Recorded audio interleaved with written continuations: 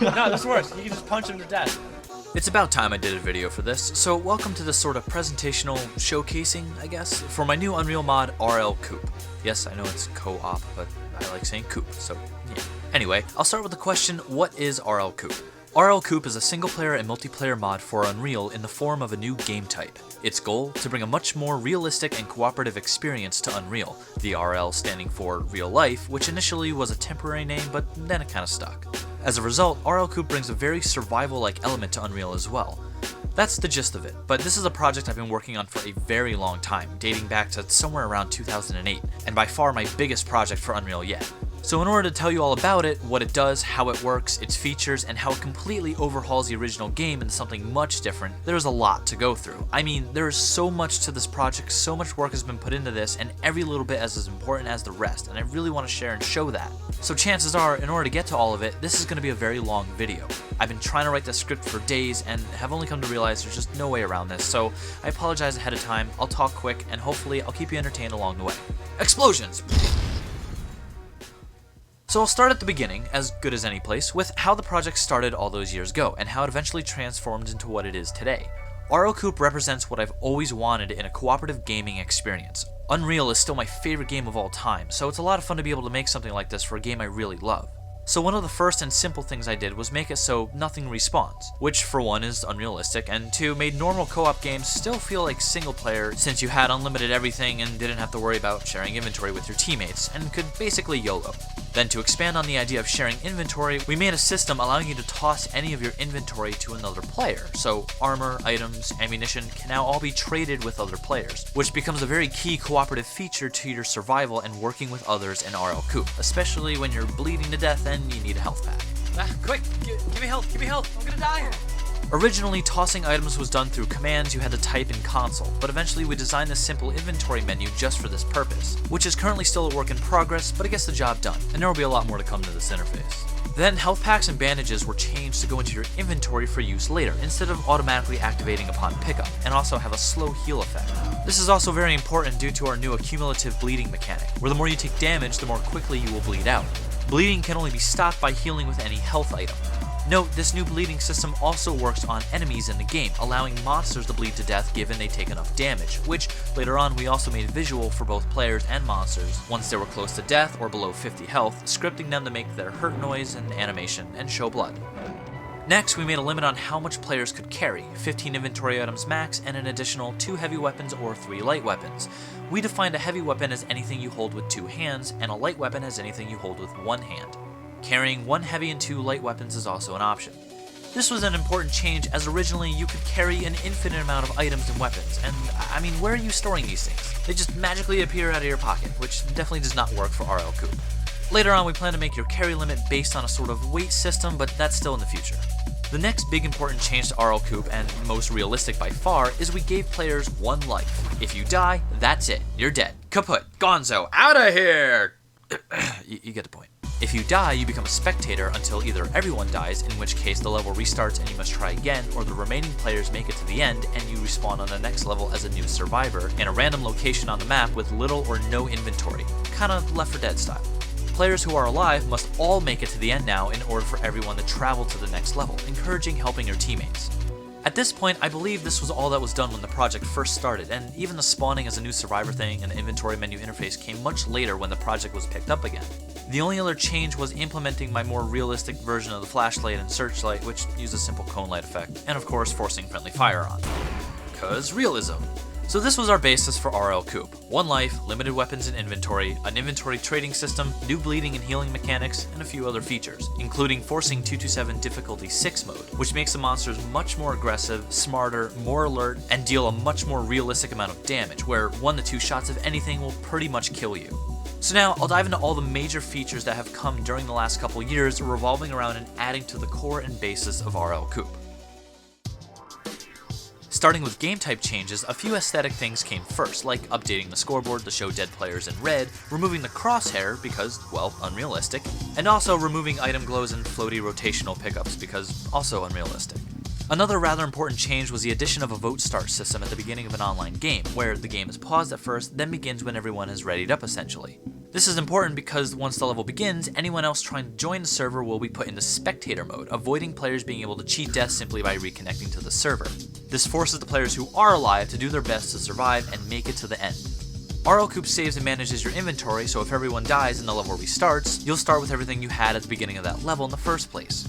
Inventory was also worked on a bit further, making it so you couldn't pick up 2 of the same items when picking up something you already had, which is how Unreal normally works, wasting the item essentially. Health packs and other items that are made to be stackable though remain that way. When you go to grab a weapon that you already have, or ammunition you're mostly full on, you'll now either extract the ammo from said weapon, or take only the amount of ammo you need from the stack, leaving whatever remains, again avoiding killing and wasting items. We also added the ability to dual wield any one-handed weapons together, which by default are the dispersion pistol, automag, and razor jack. This however does not yet work with custom weapons from other mods. Accuracy and recoil was implemented universally for all weapons, which does work with custom weapons from mods, where the less you are moving, the more accurate your shots will be, proning having the greatest accuracy, then crouching to standing to running being the least accurate. Recoil is based on how powerful the weapon is, and is actually directly tied to how much the weapon would shake your screen originally when firing, which ends up working perfectly to determine power and recoil. The way players and monsters take damage has also been changed universally, and yes, this works with custom monsters as well from other mods, where we now have dynamic damage scaling in accordance to where you or a monster is shot, or takes damage. The closer damage is dealt to a creature's center of mass will deal the most damage, equal to or slightly above the weapon's original damage, dealing less damage down to 0.5 times less the further damage is dealt away from the center of mass. Any damage taken to the head, however, is multiplied by 4 times, making headshots with any weapon really count. That pretty much covers the core of the game type, but then we move on to changing you, the player, and what you can do. I'm going to start with how we've changed player movement and the new controls for players. Picking up items is now done using a separate grab key instead of the normal running over items to pick them up style, which was originally changed this way to avoid players accidentally picking up items someone else needed or that they didn't want. The grab key also allows you to pick up decorations and carry them around, drop them, or toss them, which can be useful for setting up barricades. Other than that, it's just kind of an aesthetic thing. Other new controls include leaning, allowing you to lean around corners and fire at bad guys while staying in cover. Also note we made leaning switch your weapon hand, allowing you to shoot around corners more effectively due to the way fire offsets work in Unreal. Other normal controls have changed as well. Crouching now changes your collision so you can properly duck under objects and projectiles. Walking also changes your collision, but sideways, allowing you to squeeze through bars or tight spaces, which alone adds a whole new element to how you'll play Unreal. Even feigned death acts as prone now, and while there's no animation for this yet, and looks ridiculous at the moment, it does change your collision properly so you can crawl and hide under tables and the like, and even acts as normal feigned death if you're not moving, tricking monsters into thinking you're dead, only if they haven't seen you first. Something we fixed that originally never worked before. Oh, and yes, you can jump crouch Half-Life style. And even jump prone for diving, I guess? I don't know. Actually, jump crouching and jump proning play an important role for a different feature related to new movement controls, ledge grabbing, allowing you to grab onto and pull yourself up on the high locations previously inaccessible. I'll probably have to do a separate RLCoop tutorial video later. We've also added some other parkour elements like wall jumping, being able to jump off walls, and rolling, which is used to avoid taking fall damage. It should also be noted we drastically changed the height at which players can fall before taking damage, bringing it to a much more realistic height, and taking fall damage will now result in the player collapsing to the ground and they'll have to stand back up manually.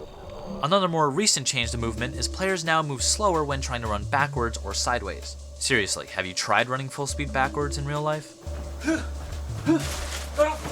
Adding to this, players will also move quicker running down hills or slanted surfaces and slower running up inclines. We also now have a sprinting mechanic and a stamina bar, though don't worry, this isn't Call of Duty, you can sprint for more than 10 seconds. Your stamina is also linked with your underwater time, so running out of breath and then diving into a lake is probably not the greatest idea as you'll start drowning immediately. Everything from sprinting to jumping to performing melee attacks will use stamina.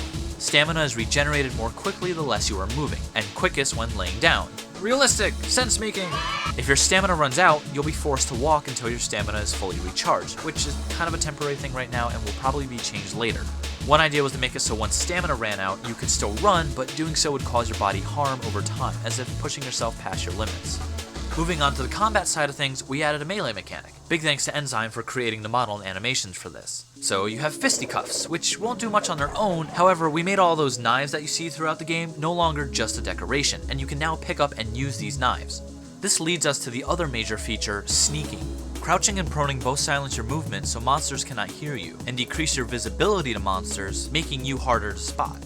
It's in this mechanic that we added a sneak attack for melee, where players can sneak up undetected and take out enemies with a swift blow, so long as they remain undetected. One of the last bigger features for players is the ability to stand on another player's shoulders, using them as a boost to reach previously inaccessible locations. Inadvertently, this gave us the ability to stand on monsters' heads as well, but we write this off as a sort of feature, like you're grabbing a hold of the monster and punching him in the face while he tries to throw you off. Think Shadow of the Colossus. On the aesthetic side of things, we changed weapon bob so as to be synced with your footsteps now, view bob to tilt a bit when running, Minecraft style, for a unique feel, and also added a bit of weapon movement when looking around. Limping is a new mechanic too, but this occurs when a player takes damage or is severely hurt. The player will limp and movement will be slowed, sometimes to a walking pace, and limping will not heal until the player reaches good health again, which is anything above 50 health currently. This also works a bit on monsters becoming slower the more they are hurt, which is a work in progress feature but soon will be added upon. A player's aim will also shift drastically when taking damage. Players now drop all their inventory pinata style, where originally when you died, you only dropped the weapon you were currently holding, which was a waste of a lot of items. In the future, we'll probably make use of a body search function, DayZ style, though it's kinda hilarious watching someone explode into items Minecraft style. I keep saying game style. RLCoop, it's all a rip-off of other games! And speaking of exploding, a player will no longer gib or explode unless they take explosive damage. This means no more exploding either from very long falls. This was a change to give reviving more of a chance, but I'll talk about that in a second. We also have iron sights in the works too, but not fully implemented as of yet.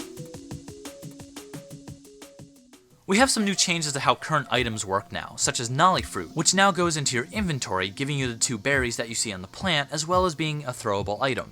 And then we made this cool little animation of the plant withering and dying, shrinking back into the earth, cause aesthetics, and aesthetics are cool. Nolly Fruit also heals much quicker than normal health or bandages, but 15 health points per fruit to equal the 30 you'd normally get from a Nolly Fruit plant.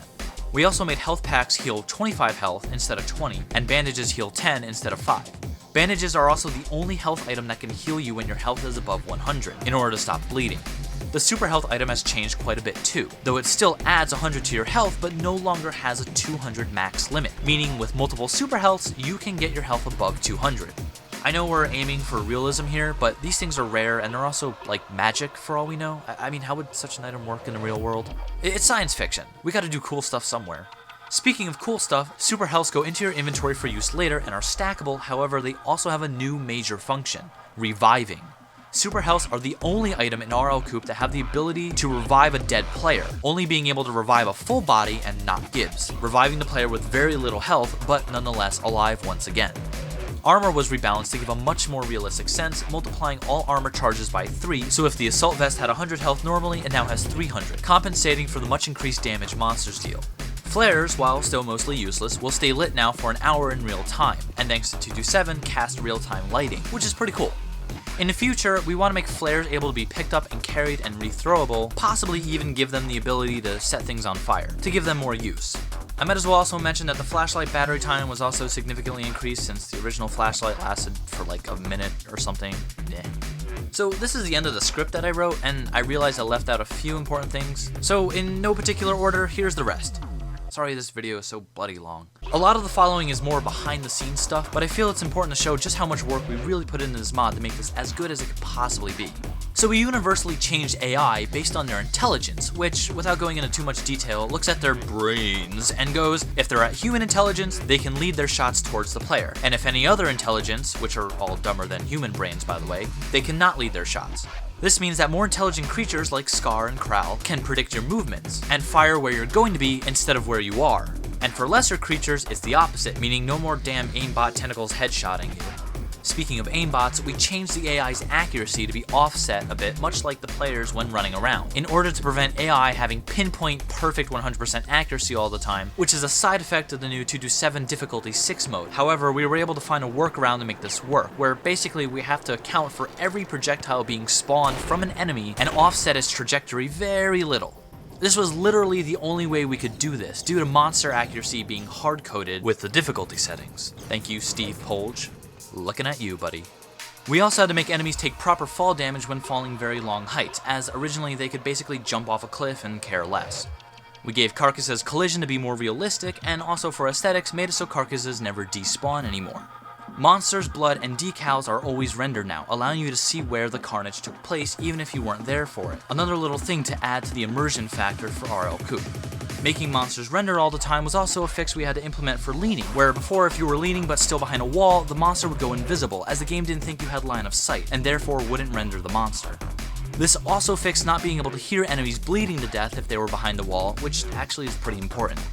Another recent thing we added is the ability to pick up and use a Krau's own staff weapon. This is still a work in progress, which is why I didn't mention it much, but we plan to do something similar for all creatures in the future, and possibly a sort of crafting system is in the works. We also changed dodging a bit to act more as a short jump instead of the weird slidey thing Unreal does by default. We may eventually replace dodging with rolling or something else a bit more realistic. As a purely aesthetic feature, we made the weapons that you're carrying actually show on your player model, either clipped to your belt or slung over your back, which made the most sense. We also decided to show player names above each player, but only fading in once they were close enough to recognize. These names also change color going from green to red the more they are hurt and low on health, and even turn blue when they're over 100 health.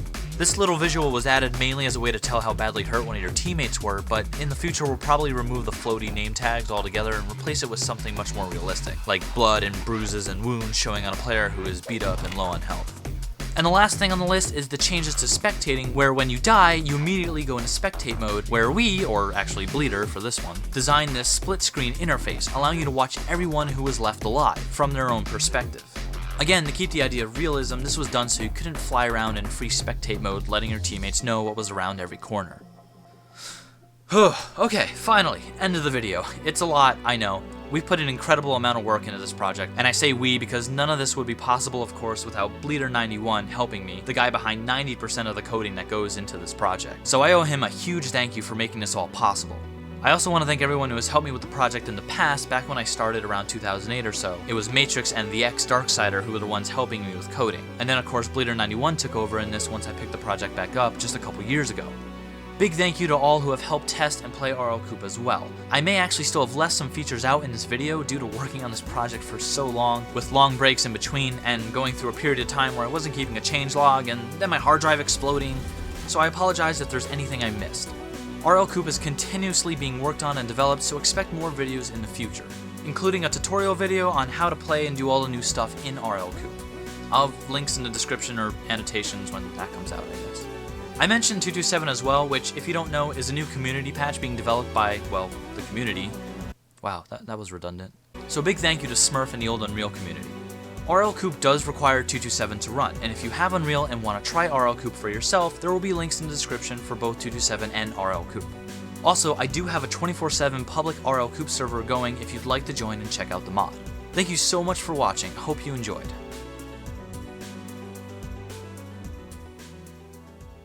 Oh yeah, I also made this cool scope for the rifle. Look, it's so cool!